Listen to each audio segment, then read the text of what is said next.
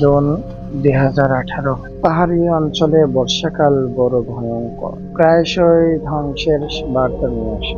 এই সময় রাত্রিবেলা পেট্রোলিং করা যে কি কষ্টদায়ক কাজ, সে যাকে করতে হয় শুধু সেই বোঝে। টিটো, গাড়ি साइड में लगाओ, बारिश बहुत हो रही है। आगे तो रास्ता भी खराब है। জি স্যার। তরুণ পুলিশ ইন্সপেক্টর মোহিত রাও আর কনস্টেবল টিটো থাপা এই দুজনের আজ পেট্রোলিং এর ডিউটি। অন্য সময় হলে এমন দুর্যোগের রাতে কেউ বেরোয় না, কিন্তু এখন পরিস্থিতি অনুকূল নয়। শহরে চাপা অশান্তি একজন ঢিকে ঢিকে বলছে। একটু হাওয়া পেলেই সেই সুপ্ত অহংকার তার লেলিহান বহু বিস্তার করে সারা শহরকে দগ্ধ করবে। তার উপর থেকে নির্দেশ আছে, কোনো রকম শিথিলতা বরদাস্ত করা হবে না। বৃষ্টির বেগ ক্রমশ বাড়ছে, আর বাইরে দাঁড়িয়ে থাকা যাচ্ছে না। পুরনো গির্জার মাঠের পাশে বেলেরের কাজ ফেলে দিয়ে বসে রইল দুজন। একটু তন্দ্রা মতো এসে গেছিল।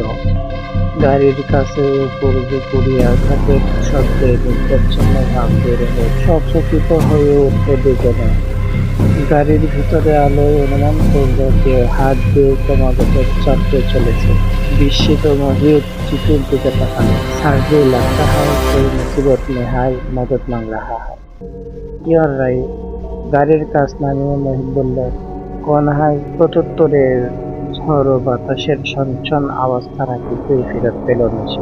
বাইরে রাতের গহন অন্ধকার ভেদ করে কিছুই দেখা যাচ্ছে না। বৃষ্টির ঝাট এসে ভিজিয়ে দিচ্ছে তার স্বপ্ন। হঠাৎ করে মোহিতের দম বন্ধ হয়ে এল।